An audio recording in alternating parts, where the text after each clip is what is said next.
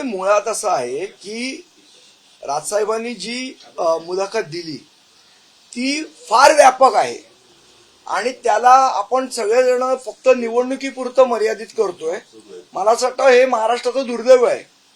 मराठी माणसासाठी, महाराष्ट्रासाठी जेव्हा ते म्हणतात की सगळ्या पक्षांनी मराठी या विषयासाठी एकत्र आलं पाहिजे, महाराष्ट्र या विषयासाठी एकत्र आलं पाहिजे, तेव्हा तो काही विषय फक्त निवडणुकीपुरता मर्यादित नाहीये. मग फक्त निवडणुकीपुरता विषय मर्यादित ठेवणं म्हणजे वैचारिक दरिद्रता आहे असं आमचं स्पष्ट म्हणणं आहे. आज अनेक विषय आहेत ना. आज हिंदी भाषेची सक्ती केली जाते. आज महाराष्ट्रातले काही उद्योग हे बाहेरच्या राज्यात चालले आहेत. परप्रांतीयांचे लोंढे इकडे वाढत आहेत. हिंदी भाषिकांची दादागिरी चालू आहे. हे अशा अनेक विषय आहेत. पहिले ह्या मुद्द्यांवर चर्चा झाली पाहिजे. या मुद्द्यांवर महाराष्ट्रातल्या सगळ्या मराठी पक्षांनी एकत्र आलं पाहिजे. या मुद्द्यांचा विरोध केला गेला पाहिजे. या मुद्द्यांवर चर्चा केली गेली पाहिजे. मला असं वाटतं निवडणुका हा फार छोटा विषय हो. महाराष्ट्र आणि मराठी माणसापुढे, त्याच्या हितापुढे निवडणुका हा काही विषय नाहीये. निवडणुका येतात, निवडणुका जातात, निवडणुका हरतात, निवडणुका जिंकतात. पण फक्त एखादा विषय निवडणुकीपुरता मर्यादित ठेवणं मला असं वाटतं हे वैचारिक करंटेपणा आहे. पण ठाकरे बंधू एकत्र येतील हे तुम्हाला आवडणार नाही का जर आले तर? नाही, विषय मला आवडायचा किंवा तुम्हाला आवडायचा नाहीये ना. विषय काय आहे? मराठी माणसाचं हित आणि महाराष्ट्राचं हित. त्यासाठी जे जे करावं लागेल ते केलंच पाहिजे. पण त्याच्यासाठी ठाकरे बंधूंनी एकत्र यायला पाहिजे. आता काही कुठली निवडणूक नाहीये, निवडणुकीचा विचार नाहीये. मराठी विषयासाठी आणि महाराष्ट्रासाठी सगळ्या मराठी लोकांनी एकत्र आल्या पाहिजे ना. ठाकरेच बंधू का? कुमार पण येऊ शकतो त्याच्यामध्ये, असं काही नाहीये. दोघांमधली एकंदरीतच मागच्या काळातली काही कटुता जर बघितली गेली तर या गोष्टीला बळ मिळतंय का? माझा ट्विटचा अर्थ असा आहे की एखादा विषय फक्त महाराष्ट्राच्या आणि मराठी माणसाच्या हिताचा जेव्हा आपण बोलतोय तेव्हा तो फक्त निवडणुकीपुरता मर्यादित नसावा. निवडणुका येतील तेव्हा त्या विषयावर काय ते नेते मंडळी निर्णय घेतील.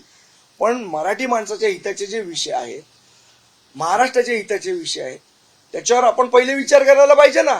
आज हिंदी भाषेची सक्ती महाराष्ट्रावर लादली जाते, मुलांवर लादली जाते.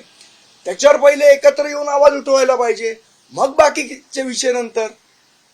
आज ज्या पद्धतीने दादागिरी चाललेली आहे, एखादं जर समजा अनधिकृत बांधकाम, मला माहित नाही ते कोर्टात केस पेंडिंग होती की नाही, मला कल्पना नाही, पण तोडल्यानंतर जर एक समाज एकत्र येत असेल तर मला असं वाटतं हाही मोठा विषय आहे. त्याच्यासाठी वॉर्ड ऑफिसर सस्पेंड होत असेल हाही मोठा विषय. ह्याच्यावर पण चर्चा व्हायला पाहिजे की ते बांधकाम अधिकृत होतं का अनधिकृत होतं. सर, आपण जर बघितलं राज ठाकरेंनी देखील सर्व म्हणजे व्यापक विचार दाखवत सर्वांनी एकत्र यायला पाहिजे असं सांगितलं, म्हणजे इन्क्लुडिंग शिवसेना उभाटा. उद्धव ठाकरेंनी म्हणजे मतभेद शुल्लक आहे जसं राज ठाकरेंनी म्हटलं, उद्धव ठाकरेंनी म्हटलं एका भाषणामध्ये की मतभेद सोडले. गेल्या अनेक दिवसांपासून फक्त अशा चर्चा, अनेक वर्षांपासून चर्चा होते. आउटकम्स त्यांचं भाषण असं चालू, मी जे ऐकलं ते की महाराष्ट्र द्वेष्टी लोकांना तुम्ही भेटू नका, बोलू नका असंही म्हणाले ना ते. आता जसं भारतीय जनता पक्ष हिंदुत्वाचं सर्टिफिकेट वाटत सुटले की हा हिंदुत्ववादी, हा हिंदुत्ववादी नाही, हा हिंदुत्व द्वेष्टा, हा हिंदुत्व द्रोही. पहिली गोष्ट, भारतीय जनता पक्षाने असं सर्टिफिकेट वाटू नये ही आमची भूमिका आहे. त्याचप्रमाणे हा महाराष्ट्रप्रेमी, हा महाराष्ट्रद्रोही ह्याचं सर्टिफिकेट वाटण्याचा अधिकार शिवसेनेला नाही. असं आहे की बात निकलेगी तो बहुत दूर तक जाएगी. 17,000 केसेस भोंग्याच्या आंदोलनाच्या उद्धव ठाकरे मुख्यमंत्री असताना आमच्या महाराष्ट्र सैनिकांवर टाकली. ती चूक आता उद्धव ठाकरेंना वाटते का? आणि जर वाटत असेल तर महाराष्ट्र सैनिकांची माफी मागणार का? असे अनेक विषय आहेत. पण आता मुद्दा तो नाहीये. मुद्दा हा आहे की मराठी माणूस आणि महाराष्ट्रासाठी ज्या विषयांवर, आज तामिळनाडूमध्ये बघा ना, डीएमके एआयडीएमके काय एकत्र निवडणूक लढवते का? वेगवेगळ्या निवडणूक लढवतात. पण जेव्हा कावेरीचा विषय येतो, पाणी वाटपाचा विषय येतो, तेव्हा त्यांचे सगळे आमदार पक्षीय मतभेद विसरून सगळे एकत्र येतात, एकत्र आंदोलन करतात. त्या पद्धतीचं वातावरण महाराष्ट्रात झालं पाहिजे अशी भावना राजसाहेबांनी त्या मुलाखतीत व्यक्त केली असं माझ्यासारख्या कार्यकर्त्याला वाटतं. तुमची भूमिका किंवा अमेय कोपकरांची जी एकंदरीत त्यांनी ट्विट केली त्याच्यानंतर अमेय कोपकरांची भूमिका अमेय कोपकर सांगतो. तुमच्या भूमिकेवर किशोरी पेठेचे माजी महापौर म्हणतात की मागची ओझी आता टाकून द्या, म्हणजे एकत्रित येण्यावर सर्वसमावेशक विचार व्हावा असा विचार होता. नाही नाही, असं आहे, मागची ओझी टाकून द्या, पण पुढची जेव्हा तुम्ही गोष्ट करणार आहात तेव्हा मागच्या या गोष्टी आपल्या चुकल्या किंवा बरोबर होत्या किंवा ह्या काही तर त्याच्यावर चर्चा व्हायला पाहिजे. ठीक आहे, मागची ओझी टाकून द्या. आज आम्ही आंदोलन करतोय हिंदी भाषेसाठी, त्यांनी जॉईन व्हावं, आम्हाला पाठिंबा द्यावा.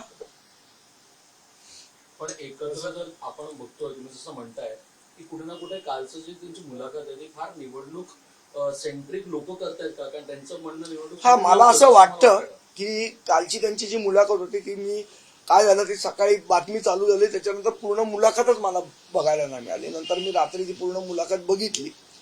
मला असं वाटतं त्या पूर्ण मुलाखत ही खूप व्यापक दृष्टिकोनातलं बघितली पाहिजे. उबाटा आणि मनसे युती एवढ्या संकुचित विचारांनी ती बघू नये असं मला प्रामाणिकपणे वाटतं. मराठी माणसाचं हित, महाराष्ट्राचं हित, त्याच्यामध्ये मग अनेक अनेक अनेक मुद्दे येतात. परप्रांतीयांचे येणारे लोंढे, इथे मराठी भाषा आम्ही शिकणार नाही असे अरेरावी करणारे लोक, महाराष्ट्रातले काही उद्योग बाहेर जात आहेत त्याचा प्रश्न, मराठी माणसाचे अनेक प्रश्न आहेत.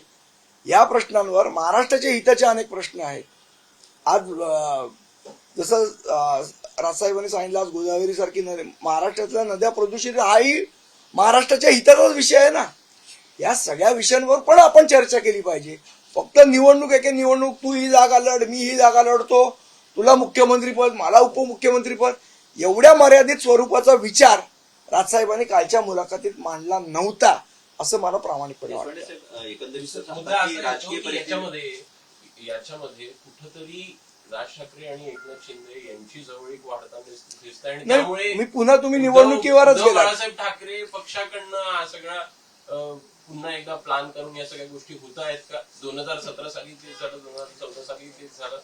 या अगोदर देखील वारंवार तुमच्याकडनं टाळी देण्याचा प्रयत्न झाला, त्याला प्रतिसाद कुठेतरी दिलेला नाही. आता प्रतिसाद हा निवडणुकीच्या अनुषंगानं देण्यात येतोय का असं वाटतं? 2017 महापालिकेदरम्यान एक प्रयत्न झाला होता अशी माहिती. 2017ला त्या सगळ्या प्रोसेसमध्ये मी स्वतः इन्व्हॉल्ड होतो. त्या सगळ्या प्रोसेसचे कसे 12 वाजवले गेले शेवट त्याचा मी साक्षीदार सुद्धा आहे. त्यावेळेला कदाचित त्यांना वाटलं होतं की आम्ही भारतीय जनता पक्षाबरोबर जातो की काय, युती करतो की काय, म्हणून ती निवडणुकीसाठी खेळलेली खेळी होती 2017ला उद्धव ठाकरेंनी. दगा कोणी दिला नेमका? मी सांगितलं ना तुम्हाला. नंतर त्यांनी फोन उचलायचे बंद केले. तर दगा कोणी दिला हा पुन्हा सांगायचा विषय नाहीये, तो अध्यारूटच आहे कोणी केलं ते. कारण बाळा मंगावकर स्वतः 2017ला मातोश्रीवर जाऊन आले. नांदगावकर साहेब स्वतः गेलेले. तरी म्हणजे नांदगावकर साहेब दादरवरनं मातोश्रीवर गेले, पण उद्धव साहेब पहिल्या मजल्यावरनं तळमजल्यावर आले नाही. हा विषय आहे त्याच्यामध्ये. त्यामुळे आता 2017चा विषय काय झाला तो तुम्हाला सगळ्यांना माहितीच आहे. 2014ला काय झालं हेही तुम्हाला मी काल सांगितलं. त्यामुळे विषय असा आहे आत्ताच्या पुरता की निवडणुकीच्या वेळा बघू. आता मराठी माणसासाठी, महाराष्ट्रासाठी, सगळ्या महाराष्ट्रातल्या ज्यांना ज्यांना मराठीबद्दल प्रेम आहे, ज्यांना ज्यांना महाराष्ट्राबद्दल आस्था आहे, त्या सगळ्यांनी एकत्र येणं गरजेचं आहे. अशी व्यापक भूमिका साहेबांनी कालच्या मुलाखतीत मांडली असं माझ्यासारख्या एका राजकीय कार्यकर्त्याला वाटतं. पण या सगळ्यांमध्ये मराठीच्या मुद्द्यांवर जर आता हे दोन्ही पक्ष म्हणजे तुमचा पक्ष आणि उद्धव ठाकरेंचा पक्ष जर मुद्द्यावर एकत्र आला तर कुठे ना कुठे हा जो छेद तुम्ही म्हणताय की एक फक्त सेंट्रिक विचार केला जातो, तो सेंट्रिक विचार संपेल असं तुम्हाला वाटतं का? या मुद्द्यावर आता एकत्र मला असं वाटतं की निवडणुका येतील तेव्हा निवडणुकीचा विचार करूया ना, कोण नाही म्हणतंय. पण आत्ता कुठली निवडणूक आहे? काहीच नाही आहे ना. आत्ता विषय असा आहे हिंदी सक्तीचा विषय, परप्रांतीय लोंढ्यांचा विषय. आज बँकांमध्ये मराठी बोलणार नाही म्हणून सांगतात. तिथे उत्तर प्रदेश आणि बिहारमध्ये पास झालेल्या लोकांचे जाणीवपूर्वक इथे ट्रान्सफर केल्या जातात. अशा अनेक विषय आहेत. ह्या विषयावर काय भूमिका आहे, काय नाही, या सगळ्या गोष्टी मांडल्या गेल्या पाहिजेत. नुसतं एकत्र येऊ, दोन भावांनी एकत्र येऊ, खूप आनंद आहे, आम्हाला पण वाटतं.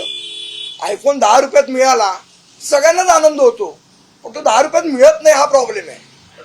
तसं दोन भावांनी एकत्र यावं सगळ्यांची भावना आहे, पण ते कसं, ते आज तुम्ही जर एका मराठीच्या मुद्द्यावरच साथ देणार नसाल पुढच्या गोष्टी होतील का? सर हिंदी विषयासंदर्भात मनसेकडनं केंद्रीय मंत्री पियुष गोयल यांना पत्र देण्यात आलं, नेमकं काय आहे? आणि मला असं वाटतं काल आमचे नयन कदम आणि कुणाल माहिंदकर आमचे उपशहर अध्यक्ष गेले होते. पण हे जे कोण खासदार काय त्यांचं नाव पियुष गोयल यांना स्वतःला मराठी येत नाही आणि महाराष्ट्राचा खासदार आहे, याच्यासारखं दुर्दैव महाराष्ट्रात असू शकत नाही. पण ज्या पद्धतीत उद्धव ठाकरेंनी काल काही अटी शर्ती मांडलेल्या आहेत, ह्या राज ठाकरेंना मान्य असतील का? काही बोलणं झाले का यावर? आणि पुन्हा तेच आपण पुन्हा त्याच विषयावर येतोय. मला वाटतं या विषयाचं उत्तर मी कालच दिलेलं आहे की निवडणुका हा फार नंतरचा विषय आहे. तेवढ्यापुरती राजसाहेबांची मुलाखत मर्यादित नव्हती. राजसाहेबांची मुलाखत एक व्यापक दृष्टिकोनातनं बघितली गेली पाहिजे. महाराष्ट्राच्या आणि मराठी माणसाच्या हितासाठी सगळ्या मराठी लोकांनी एकत्र यायला पाहिजे, ही ती भूमिका होती. आपण मला असं वाटतं काल जे काय मी बघितलं तर सुतावरनं स्वर्ग गाठणं ही म्हण फक्त मी अभ्यासात वाचली होती, ती काल प्रत्यक्षात बघायला मिळाली. ओके.